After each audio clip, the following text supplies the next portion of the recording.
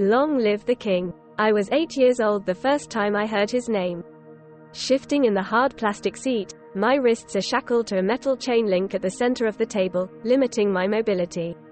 The officer observes my discomfort passively, already impatient and annoyed with my recollection of events. I was thinking a little more recent, Miss Clark. Like why you were caught standing outside his home with a bloody... No. You don't understand. I need to start at the beginning. So you can understand, I enunciate, not trusting Officer Doerr, an overworked, underpaid, exhausted, dispassionate cop, to actually comprehend the beauty of my tale. A tired sigh escapes me, not from lack of sleep but disappointment. Officer Doerr waves his fingers, gesturing for me to continue. I don't trust him, but this is the end of the line. The metal handcuff digs into my wrist as I adjust in my seat so I can really get into the story. Ignoring the pinching skin, I lean forward, welcoming him into my world. I think back to that day, so many years ago now. Curled up in a ball on the lumpy, plaid couch, the edges of the cushions fraying, made worse when I ran my fingers along the seams. Shivering as the winds howled and rattled the single-pane glass windows of my friend's tiny cabin on Cliff Island, off the coast of Maine. The day started bright and sunny, and like all the other kids who lived temporarily or year-round on the island, we spent every second playing in the ocean and cutting away debris through the woods like explorers and marauders. My best friend Ella had a neighbor, a boy who was older than us, maybe only a year or two, but at the time, the schism of our ages felt enormous. He was tall. He spoke confidently and made fewer stupid jokes than the boys Ella and I went to school with on the mainland. Something about that island boy consumed me, and he was all I could think about as we explored the island that summer. I followed him bravely as we climbed up trees and leaped, clutching the makeshift swing as we flung ourselves into the water below. As that particular day came to an end, I followed Ella, reluctant but resigned, back to her camp. The first dewy drops of rain wet our shoulders, and the shadows cast amongst the trees expanded. A storm was coming, you could smell it in the air. By the time night fell, it was like a hurricane descended upon the island. Everything shook and howled and whistled, but the adults weren't concerned, and neither was Ella, so I forced myself to pretend I wasn't scared, too.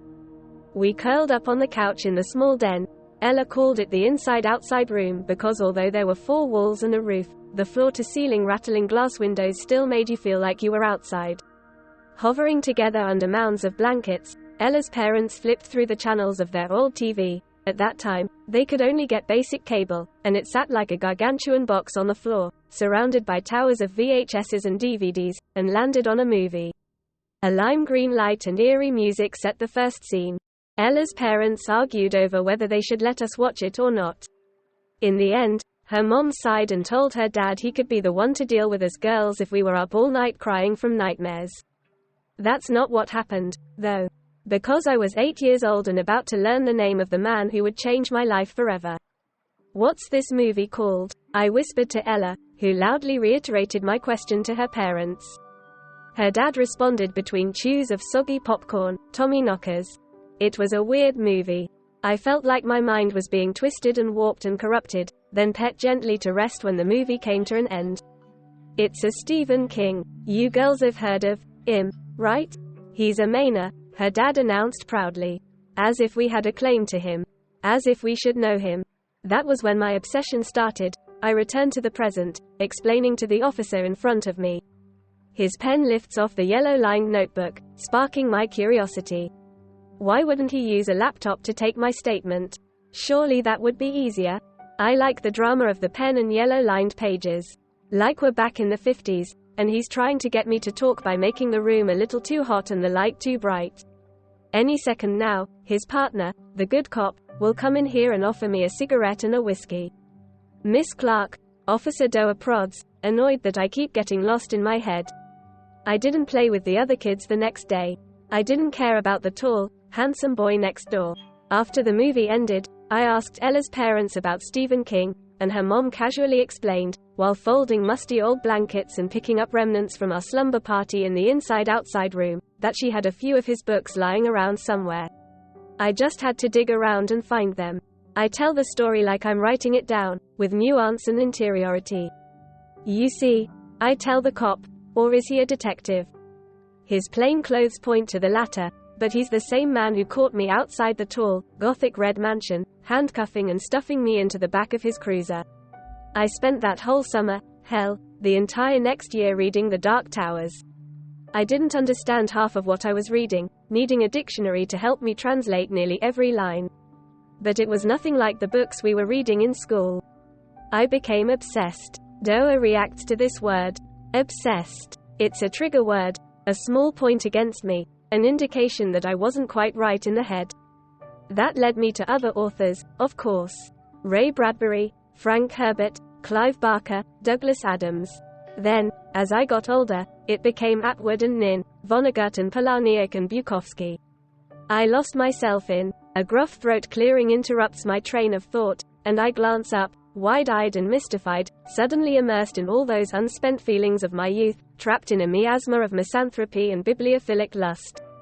But Officer Doa and his graying, whiskery, late-shaven face is disinterested in my passions. He wants the crux of the story, the meat of it, the spoilers. He doesn't want the prose or tension. Just give it to me, his eyes scream. Just admit what you did. He would truly hate reading Tom Robbins. He releases a long, suffering sigh when the door creaks open behind him, and a second officer, this one clad in standard blues, enters the room, holding a clear plastic evidence bag. I wince when I see the contents. The new cop drops the bag unceremoniously on the table between Doa and me, then turns to leave. I look up, making eye contact with the camera in the corner of the room near the ceiling, the little red dot trained on me, recording my every move. They'll later use the footage as evidence of my guilt. They'll tell people I bared myself open on the table, as raw and exposed as the smashed plastic and metal drone, now covered in dried blood in the plastic evidence bag, the camera above capturing my every thought and memory.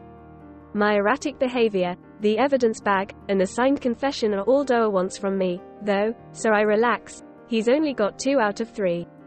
Ignoring his impatience, I smile wistfully. That was when I began writing. I wrote and wrote and wrote. I took creative writing classes, I got a degree in English and communications. But I kept getting rejection letters. Over and over again. And then one day, I lean forward, lowering my voice, pleased when Doa mimics my posture, finally intrigued. Then one day, I was in Bridgeton at a Walgreens, and who's up at the prescription counter but Stephen fucking King? Doa lifts his eyebrows, not getting it. Not understanding. I grunt. His ineptitude is exhausting. Anyway, when he walked past me, I couldn't help it. I tried to talk to him and I was so awkward, stumbling over my words. But he was so kind and polite. I told him I was writing horror, like him, and that he was my inspiration. That I fell in love with writing because of him, but I just couldn't get published. And do you know what he said? What did he say? He said, "Not everyone can be scary." And then he smiled that stupid, toothy smile and left. Finally, understanding dawns, the doughy man's cracked lips pressing together thoughtfully. And that hurt your feelings? You wanted revenge? That's why you flew? No. Of course it didn't hurt my feelings.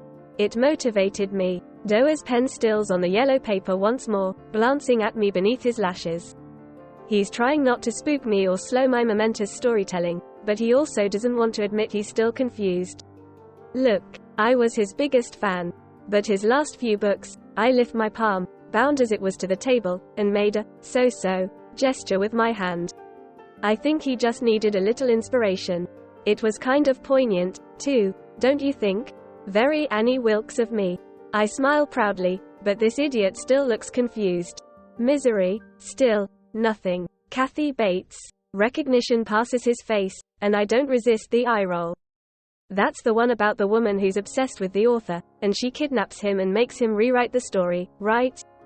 Very good, Doa, even if you did get that from the movie. But did you know that Misery was inspired by another short story of a similar premise? I did not. So, you identify with this Annie Wilkes character, then? I shrug. Miss Clark, what I really want to know is, what happened when you arrived at Mr. King's Bangor home at 12:36 a.m. this morning? I glance back at the evidence bag, the broken drone, which I lost control of, and the smattering of blood on the plastic casing. On the one hand, I could tell him the story of how it all went so sideways, not at all according to my plan. Or, I could tell him what actually transpired while adding narrative, a creation of my own making. Alright, Mr. Doerr. Here's the story of what happened last night when I arrived at Stephen King's mansion.